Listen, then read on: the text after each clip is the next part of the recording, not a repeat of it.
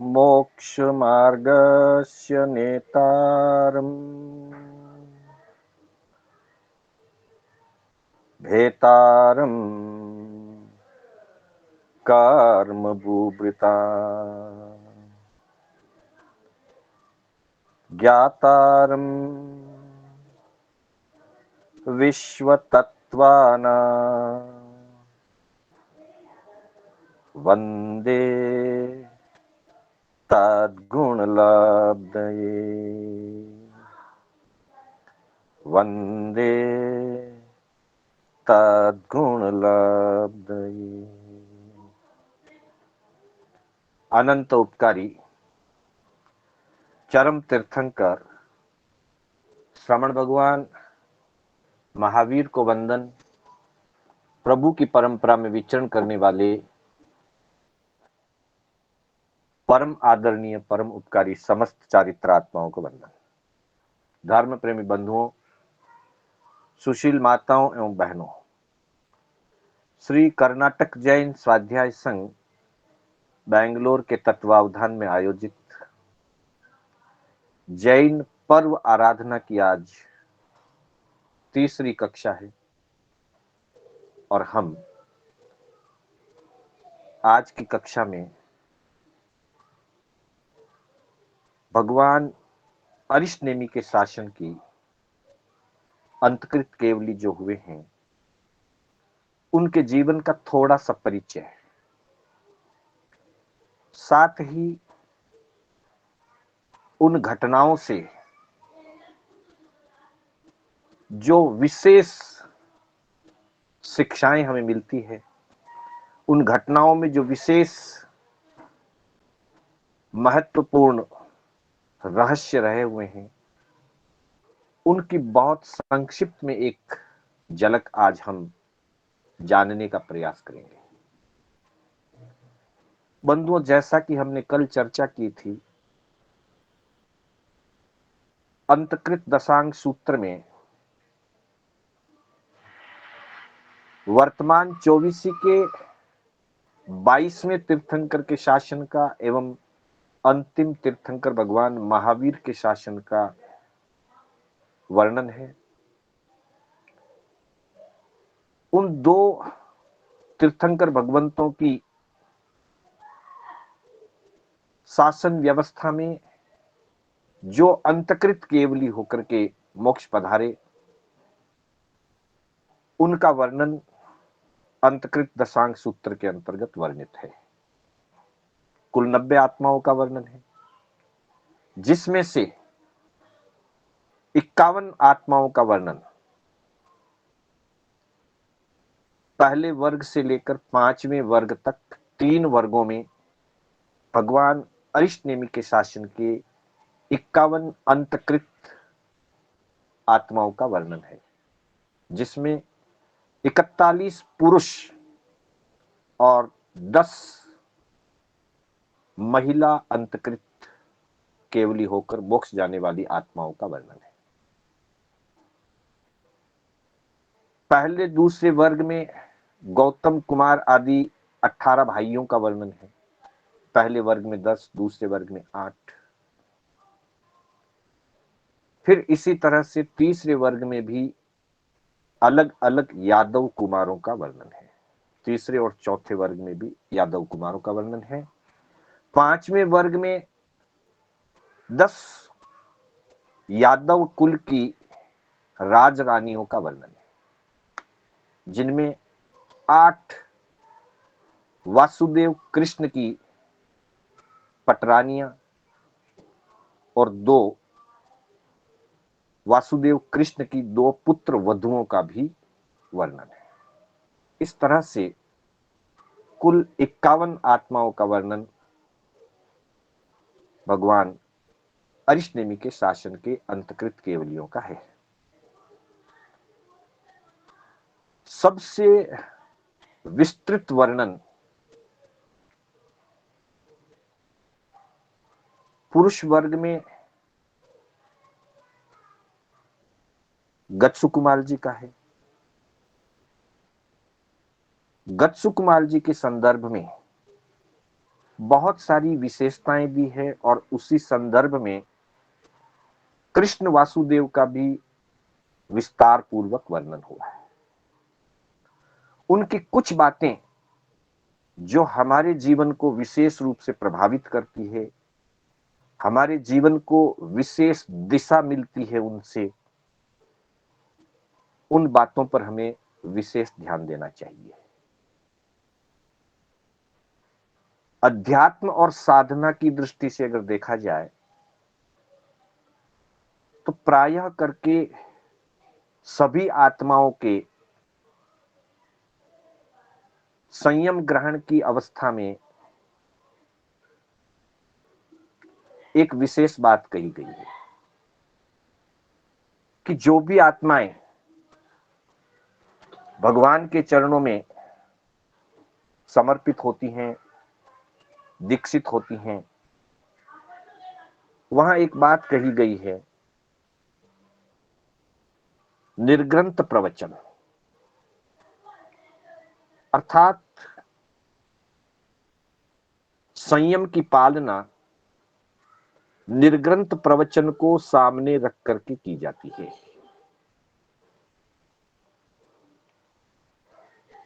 निर्ग्रंथ प्रवचन अर्थात तीर्थंकर भगवंतों की देशना, तीर्थंकर भगवंतों के उपदेश, उन उपदेशों में संयम चर्या के संबंध में चरितानुयोग अथवा चरण करणानुयोग के संबंध में भगवान ने जो दिशा निर्देश फरमाया, चाहे वो सामाचारी है, चाहे वो चर्या है, चाहे स्वाध्याय की विधि है, चाहे गमनागमन और आहार की विधि है, ये जितने भी संयम चर्या के नियम और उपनियम हैं, उन नियमों एवं उपनियमों को सामने रखकर सभी चारित्रात्माएं अपने संयम का पालन निर्ग्रंथ प्रवचन को सामने रख करके करती हैं।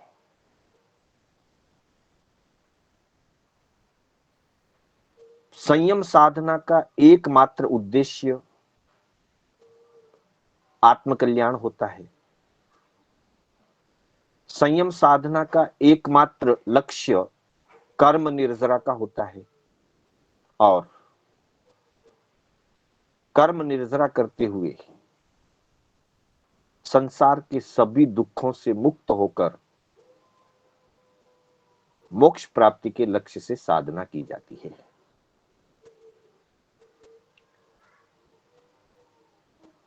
सभी महापुरुषों ने श्रुत ज्ञान का अध्ययन किया। गत सुकुमार जी के अतिरिक्त बाकी सभी महापुरुषों ने, किन्हीं ने 11 अंगों का अध्ययन किया, किन्हीं ने द्वादशांगी का अध्ययन किया, 14 पूर्वों का अध्ययन किया, विभिन्न प्रकार की तपस्याएं की, गुणरत्न संवत्सर तप की आराधना की। गत सुकुमार जी ने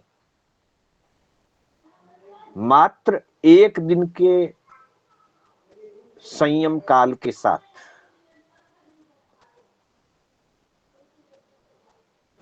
केवल ज्ञान को प्राप्त करके मुक्ति को प्राप्त किया।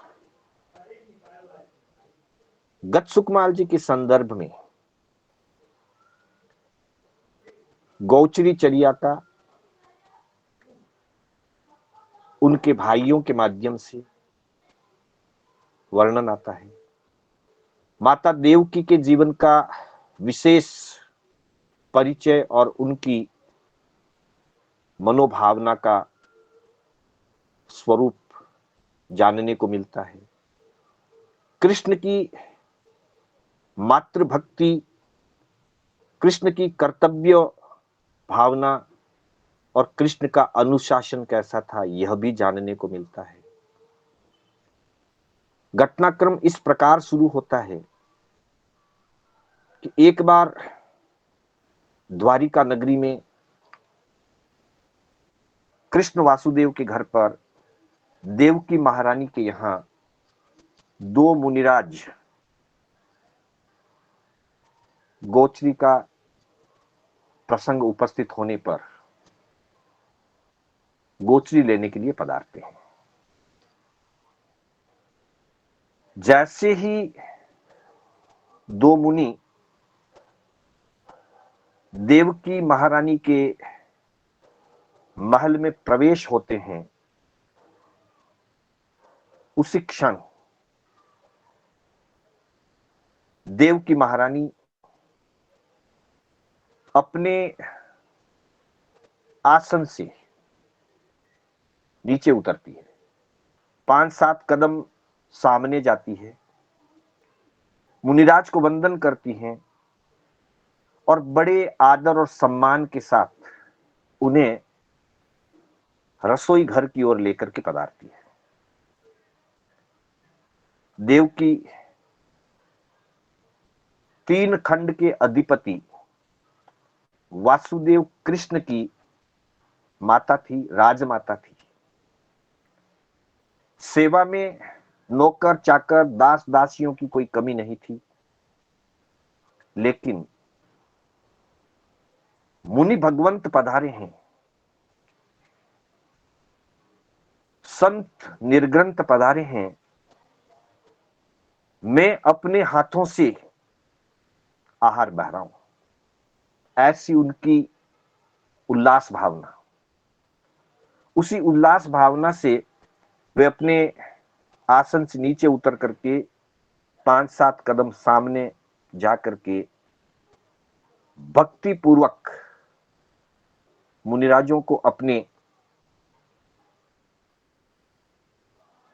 रसोई घर में लेकर के आती हैं और सिंह केसरा मोदक बहराती है। कहा जाता है कि सिंह केसरा मोदक बहुत ही उत्तम वस्तुओं के मेल से बनते हैं, बहुत ही गरिष्ठ होते हैं, स्वादिष्ट होते हैं, पुष्टिकारक होते हैं। भक्ति पूर्वक आहार बहराने के बाद वो मुनिराज को महल के दरवाजे तक वापस पहुंचाने के लिए भी जाती है। ये सारी भक्ति भावना मुनिराजों के प्रति उस प्रसंग में देखने को मिलती है। थोड़ी देर के बाद और दो मुनिराज उसी प्रकार आते हैं, उसी प्रकार भक्ति पूर्वक देव की उन्हें आहार बहराती है, सिंह केसरा मोदक बहराती है। थोड़ी देर के बाद फिर दो मुनिराज आते हैं। बात ऐसी थी, हम सब जानते हैं, अनिक सेन आदि 6 सगे भाइयों ने दीक्षा ली थी अरिष्ट के चरणों में। वे रंग रूप आकार वय लावण्य आदि में एक समान थे, एक जैसे दिखाई देते थे। देवकी महारानी को लगा कि दो मुनिराज पुनः पुनः घूम करके आ रहे हैं। थोड़ी देर पहले आए, फिर वापिस आए, फिर वापिस आए। आहार भक्ति पूर्वक बहराया। भक्ति में और भावना में कोई कमी नहीं आई, लेकिन जानकारी लेना जरूरी था। तब देवकी ने पूछा कि भंते, क्या द्वारिका नगरी में आहार बहराने की अनुकूलता नहीं है? क्या लोग अपने कर्तव्य का पालन नहीं करते हैं? क्या आपको कहीं पर भी सूझता आहार नहीं मिला, इसलिए आपको दूसरी बार और तीसरी बार आना पड़ा? देवकी को यही लगा कि ये वही मुनिराज हैं जो पुनः पुनः पधार रहे हैं। जब ये बात देवकी ने रखी, बड़े विवेक के साथ, बड़ी विनय और भक्ति के साथ पूछा। पहले भक्ति पूर्वक बहराया और उसके बाद अपनी जिज्ञासा पूछी। तब उन मुनिराजों को आभास हुआ कि लगता है हम 6 भाई हैं और दो दो के संगाड़े से गोचरी के लिए निकले थे भगवान की आज्ञा लेकर के।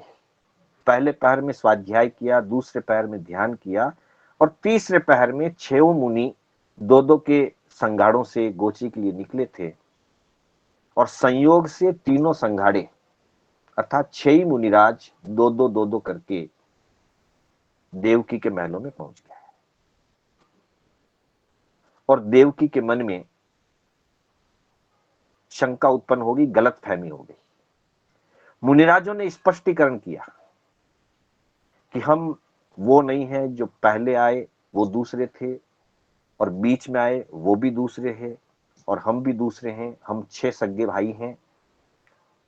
तब उन्होंने अपना परिचय भी दिया था कि हम नागगाथापति के सुलसा के अंगजात हैं, बद्दिलपुर नगर के निवासी हैं। हम सब ने एक साथ संयम लिया और बेले बेले पालना करते हुए हम भी चल रहे हैं। द्रौपदी की जिज्ञासा शांत हो गई और मुनिराज भी अपने स्थान लौट गए। पर इस घटना को देख करके द्रौपदी के मन में चिंतन शुरू हुआ कि किसी समय अतिमुक्तक मुनि ने कहा था कि देवकी एक जैसे 8 पुत्रों को जन्म देने वाली माता तुम एक ही होगी। और देवकी के जानकारी के अनुसार 6 पुत्र मृत हुए थे, 7वां कृष्ण है। तो वो सोचती है कि ऐसी संतानों को जन्म देने वाली और कोई माता नहीं होगी, ऐसा अतिमुक्तक कुमार मुनि ने कहा था। फिर ये 6 मुनि रूप, लावण्य, वय, यौवन, शरीर, कद काठी में एक जैसे, ये क्या बात है। वो भगवान के चरणों में पहुंचती है, भगवान से जानकारी मिलती है कि ये तुम्हारे ही अंग जात हैं। हरिणगमेशी देव ने इनको बद्दिलपुर नागगाथापति की यहां तुम्हारे यहां जैसे ही जन्म होता था वहां पे रख आते थे और वहां जो सुलसा मृत वंद्या थी उसके मृत संतानें होती थी वो यहां ला करके रख देते थे। ये वास्तविक जानकारी आज पहली बार देवकी को हुई। देवकी और पूरा परिवार यही मान करके चल रहा था कि 6 संतानें मृत जन्मी थी, पर ये 6 भाई जीवित थे और बद्दिलपुर नगरी में पले बढ़े और समय आने पर दीक्षित भी हो गए। अब देवकी को आर्त ध्यान शुरू हो गया, घर आकर के बैठी, आर्त ध्यान शुरू हो गया। कृष्ण वंदन नमन करने के लिए आए, माता को उदास देखा, पूछा तो पता चला ऐसी से स्थिति है। अतिमुक्तक कुमार मुनि ने कहा था 8 पुत्रों को जन्म देगी, 7 पुत्र हो चुके हैं, 8वां पुत्र कब होगा ये जानकारी लेने के लिए कृष्ण ने अपनी माता की भक्ति के लिए 3 खंड के अधिपति होते हुए भी सारे कार्य छोड़कर उसी क्षण माता को नमस्कार किया और सीधे पौषधशाला में जाकर के तेला धारण करके बैठ गए। तेले की आराधना में यह आराधना मोक्ष मार्ग के लिए नहीं थी। वैसे वासुदेव तप आदि, नियम आदि, प्रत्याख्यान आदि आध्यात्मिक दृष्टि से करते ही नहीं, कर सकते ही नहीं है, निदानकृत होते हैं, पर व्यवहार पक्ष में उन्होंने तेला और पौषध किए। हरिणगमेशी देव उपस्थित हुआ, पूछा कृष्ण ने, तब देव ने बताया कि कुछ काल के बाद तुम्हारे एक छोटा भाई होगा, देवलोक से चौ करके आएगा, साथ ही वो युवा अवस्था में आते ही दीक्षा अंगीकार कर लेगा। कृष्ण अपनी पौषध आदि की क्रिया से निवृत्त होकर के पुनः माता के पास आते हैं और माता से कहते हैं कि मेरे एक छोटा भाई होगा। साथ में देव ने यह भी बताया था कि वो युवा अवस्था में आते ही दीक्षा ग्रहण कर लेगा। कृष्ण ने यह बात माता को नहीं कही। अब देखिए, ये अपने विवेक की, अपनी समझ की बात है। अगर वो उस समय यह बात करते कि छोटा भाई होगा और युवा अवस्था में आते ही दीक्षा ले लेगा, तो माता को फिर अभी आर्त ध्यान शुरू हो जाता। इसलिए समझदार लोग, विवेकवान लोग ऐसा करते हैं कि जिस समय जो उपयुक्त बात है वही बात करते हैं। जो बात पीड़ा पहुंचाने वाली है, अगर इस समय उसकी आवश्यकता नहीं है तो वो उसको टाल देते हैं, वो बात अभी नहीं करते हैं। कृष्ण ने ऐसा ही किया। माता पहले ही 6 पुत्रों का वियोग होने के कारण वो आर्त ध्यान कर रही थी। अगर 8वें पुत्र के लिए भी यह कह दिया जाता कि युवावस्था में प्रवेश होते ही दीक्षित हो जाएगा, तो फिर उसका आर्त ध्यान बढ़ जाता। मां को आर्त ध्यान न हो, इस तरह से विवेक से जितनी अभी जानकारी की आवश्यकता थी उतनी बात की, बाकी की बात को नहीं बताया। कालांतर में गच्छुकमाल का जन्म होता है, खुशियां मनाई जाती है। और एक बार जब लगभग गच्छुकमाल युवा अवस्था में प्रवेश कर चुके थे, भगवान अरिष्टनेमि का पधारना हुआ और कृष्ण वासुदेव अपने छोटे भाई सहित, गच्छुकमाल सहित भगवान के चरणों में उपस्थित हुए। रास्ते में सोमा कन्या को देखा। अपने कौटुंबिक पुरुषों से कहकर के सोमा कन्या की याचना गच्छुकमाल के लिए की। आज की भाषा में कहें तो सगाई संबंध हो गया। और उसी दिन उपदेश सुन करके गच्छुकमाल आत्मबोध को प्राप्त करके संसार से विरक्त होकर के संयम की आज्ञा मांगते हैं। माता पिता समझाते हैं, नहीं मानने पर एक दिवस का राज्याभिषेक भी करते हैं, पर गच्छुकमाल को दीक्षा लेनी थी। एक दिन की राज्यश्री के बाद दीक्षा ले ली जाती है और दीक्षा के पहले ही दिन दोपहर के बाद वो भगवान से भिक्षु की 12वीं प्रतिमा की अनुमति मांगते हैं। भगवान केवली थे, सर्वज्ञ सर्वदर्शी थे। इसी प्रसंग से इनको केवल ज्ञान और मोक्ष प्राप्त होगा, ये जानते थे। उन्होंने मात्र आज के दीक्षित लघु वय के मुनि को भिक्षु की 12वीं प्रतिमा की आराधना करने की अनुमति दे दी।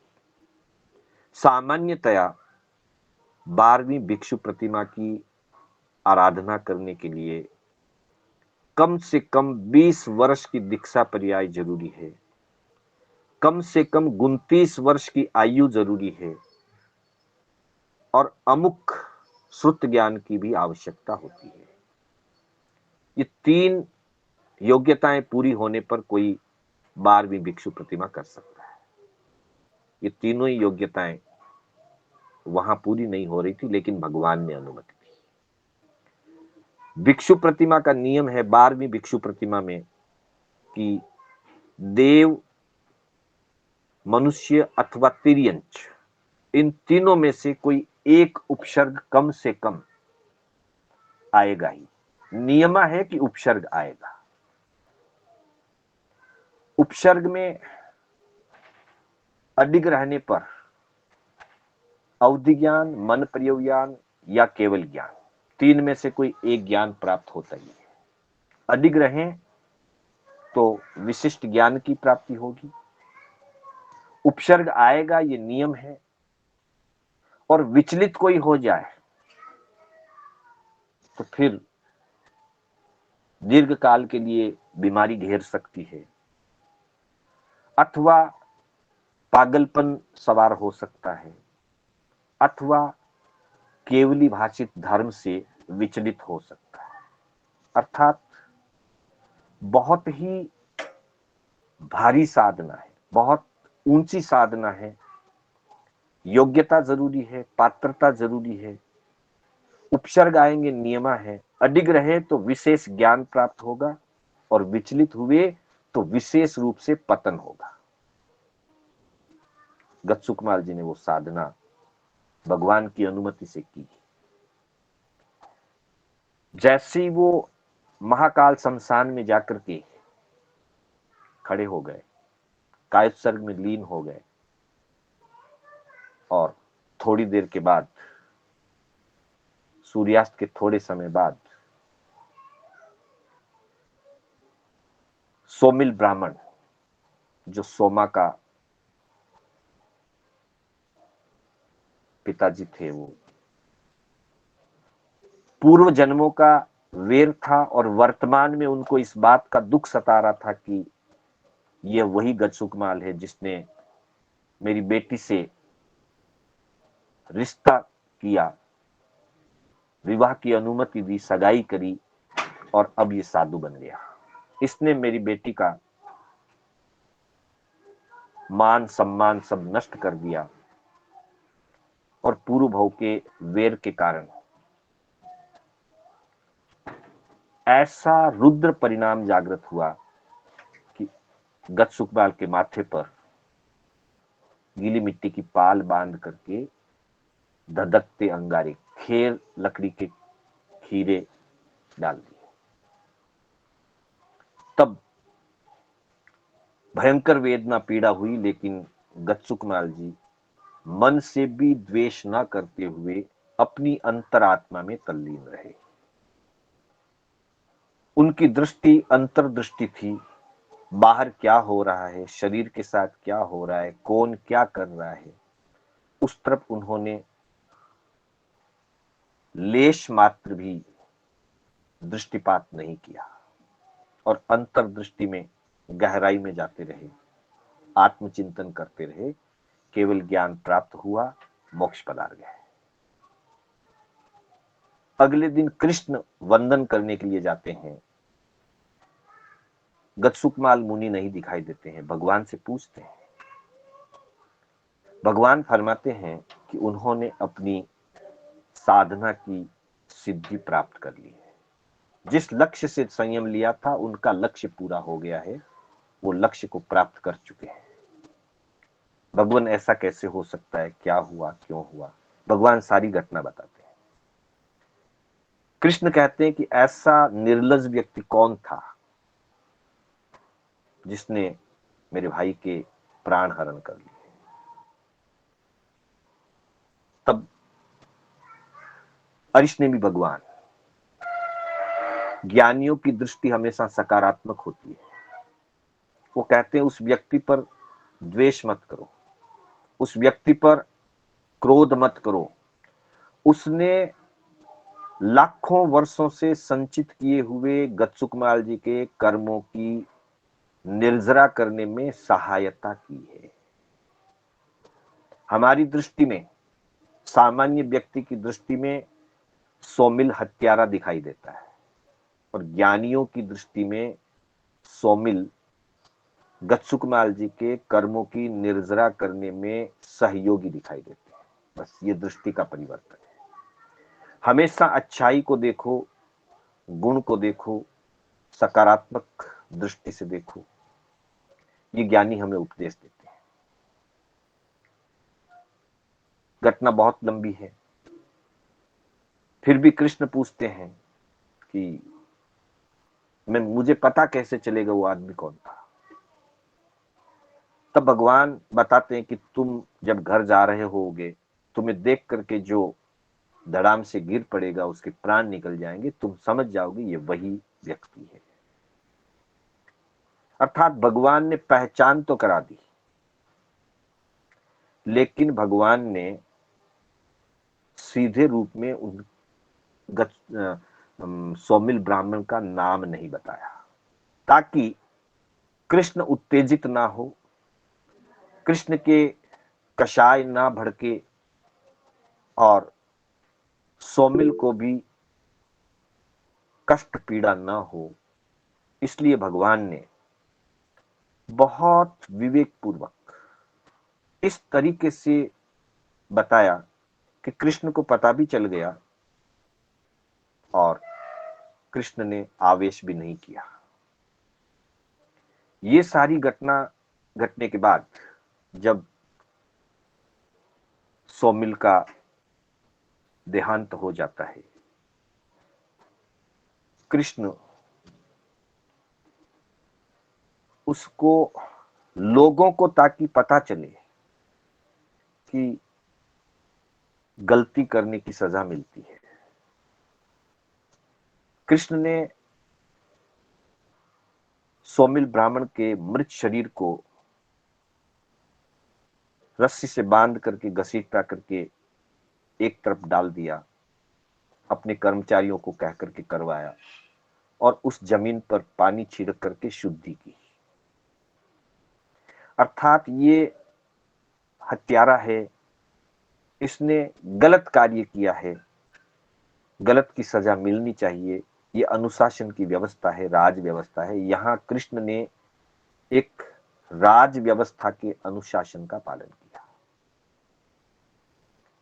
वहीं से इसी घटना से कृष्ण के मन में विचार उत्पन्न हुआ कि लगता है मेरी पुण्यवानी और मेरी नगरी की पुण्यवानी कमजोर हो रही है।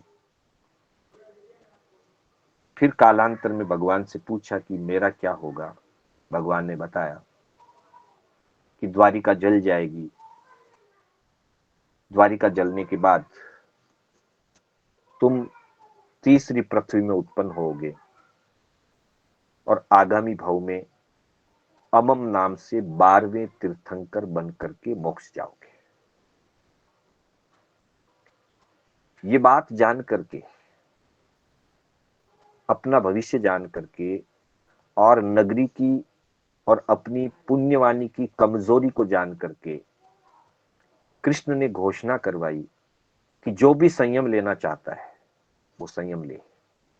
उसके पीछे सेवा व्यवस्था अथवा अन्य अन्य कोई भी कार्य होगा तो मैं स्वयं उसका पालन करूंगा, पर कोई व्यवस्था की दृष्टि से और किसी आर्थिक दृष्टि से, परिवार की किसी समस्या की दृष्टि से संयम लेने से वंचित ना रहे। खूब धर्म दलाली करके कृष्ण ने तीर्थंकर नाम कर्म का उपार्जन किया। नगरी में कोई शराब ना पिए, शराब बंदी करवा दी, जितनी भी शराब थी उसे बाहर फेंकवा दिया। कोई भी व्यक्ति ऋषि मुनियों को सताए नहीं, परेशान ना करे, ये सारी अच्छी अच्छी घोषणाएं करवा दी, पर होनहार टलता नहीं है। खूब लंबे समय के बाद कभी कोई यादव कुमार वन भ्रमण के लिए गए, जंगल में उनको पुरानी फेंकी हुई मदिरा मिल गई, उस मदिरा को पी लिया और मदिरा को पी करके उसने, उन कुमारों ने ऋषि को सताया। वही ऋषि आयु पूरा करके देव बना और फिर द्वारिका को जलाने का प्रयास किया। पर जब तक द्वारिका में आयम्बिल की लड़ी चलती रही, नवकार मंत्र का जाप चलता रहा, धर्म आराधना होती रही, वहां तक देवता भी बाल बांका नहीं कर सका। धीरे धीरे लंबे काल के बाद लोग सोचने लग गए कि अब कहाँ, इतना समय बीत गया है, कोई उपद्रव हुआ नहीं, देव का उपद्रव हुआ नहीं। धीरे धीरे आयम्बिल की लड़ी टूटती चली गई, लोग आयम्बिल करना भूल गए, छोड़ दिया। और जब देखा देव ने जब आयम्बिल नहीं हो रहे हैं, तब देव ने अपनी आसुरी शक्ति का प्रयोग करके आग बरसा करके द्वारिका को नष्ट किया। वहां वो द्वारिका नष्ट हुई, हमारा स्वयं का शरीर भी द्वारिका है। द्वारिका में कहा गया है कि द्वारिका 12 योजन लंबी और 9 योजन चौड़ी होती है। वो द्वारिका नष्ट हो गई। उस द्वारिका को अग्नि में जला दिया गया।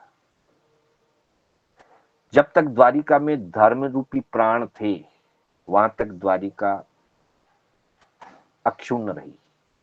ठीक वैसे ही हमारी इस शरीर रूपी द्वारिका में जब तक आत्मा की चेतना है, वहां तक ये अक्षुण्ण है। जैसे ही हमारी शरीर रूपी द्वारिका से चेतना निकल जाएगी, आत्मा निकल जाएगी, तब हमारी इस द्वारिका को भी अग्नि के सुपुर्द कर दिया जाएगा। हमारे ही घर परिवार के लोग, मित्र, बंधु हमारी इस द्वारिका रूपी शरीर को अग्नि के हवाले कर देंगे। जैसे वहां देवता ने उस द्वारिका को अग्नि के हवाले कर दिया था, यही अवस्था हमारी होनी है। एक न एक दिन हमारे नाम के आगे भी स्वर्गीय लिखा जाएगा। और दुनिया इतनी अपने स्वार्थ में है, दुनिया के पास किसी के लिए समय नहीं है। जीते जी सब अपने हैं, मृत्यु के साथ ही सब कुछ चौपट हो जाता है। इतना भी किसी के पास समय नहीं रहेगा कि नाम के आगे स्वर्गीय पूरा लिखे। मात्र आधा स और व लिख करके बिंदी लगा देते हैं। स्वर्गीय भी पूरा लिखे, उतना किसी के पास समय नहीं है। बस स्व लिख करके बिंदी लगेगी, फुल स्टॉप लग जाएगा। फुल स्टॉप लगने का, स्व के आगे फुल स्टॉप लगने का मतलब है हमारे जीवन की समाप्ति। हर व्यक्ति के जीवन के आगे फुल स्टॉप तो लगेगा। कब लगेगा ये पता नहीं है, लेकिन फुल स्टॉप तो लगेगा। जब तक फुल स्टॉप नहीं लगा, वहां तक स्व है, और जिस दिन फुल स्टॉप लग गया उस दिन स्वर्गीय है। बस एक बिंदी का फर्क है हमारे जीवन और मरण के बीच में। स्व यानी निज, अपनी आत्मा, और स्वर्गीय का मतलब है आत्मा चली गई, बस अब नाम रह गया, शरीर रह गया। उस शरीर को अग्नि के हवाले कर दिया जाएगा और पीछे सिर्फ नाम रहेगा कि अमुक व्यक्ति थे। तो स्व के आगे बिंदी लगे, स्व के आगे फुल स्टॉप लग करके हम स्वर्गीय हों, उसके पहले हमें स्व का कुछ करना है, अर्थात हमारी आत्मा का, निज का कुछ करना है। ज्ञान, दर्शन, चारित्र और तप की आराधना करनी है। तो बंधुओं, इस घटना से अनेक लोगों ने दीक्षाएं ली, जिसमें स्वयं कृष्ण वासुदेव की राजरानियां, 8 पटरानियां और 2 पुत्र वधुओं ने भी दीक्षा ली। इस तरह से इन 5 वर्गों में भगवान अरिष्टनेमि के शासन के 51 अंतकृत केवली आत्माओं का वर्णन है। बहुत संक्षिप्त में हमने सिर्फ कुछ घटनाओं को सामने रख करके आज इसकी चर्चा की। इतना सार भरा पड़ा है कि जीवन भर पढ़े तब भी कम होता है।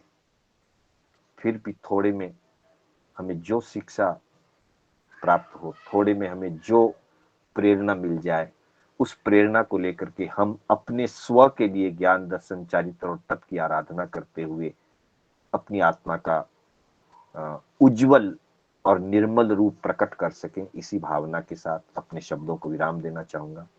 मेरे बोलने में कोई स्खलना हुई हो, जिनाज्ञा विपरीत कथन हुआ हो, तो बारंबार मिच्छामि दुक्कडम। मंगल पाठ के साथ हमारी कक्षा विराम लेगी। गुरुदेव की आज्ञा से, बड़े श्रावकों की आज्ञा से, चत्तारि मंगलम, अरिहंता मंगलम, सिद्धा मंगलम, साहू मंगलम, केवली पन्नत्तो धम्मो मंगलम। चत्तारि लोगुत्तमा, अरिहंता लोगुत्तमा, सिद्धा लोगुत्तमा, साहू लोगुत्तमा, केवली पन्नत्तो धम्मो लोगुत्तमो। चत्तारि शरणं पवज्जामि, अरिहन्ते शरणं पवज्जामि, सिद्धे शरणं पवज्जामि, साहु शरणं पवज्जामि, केवली पनत्तम धम्मम शरणं पवज्जामि। अरिहंतों का शरणा, सिद्धों का शरणा, साधु जी का शरणा, केवली परुपित दया धर्म का शरणा।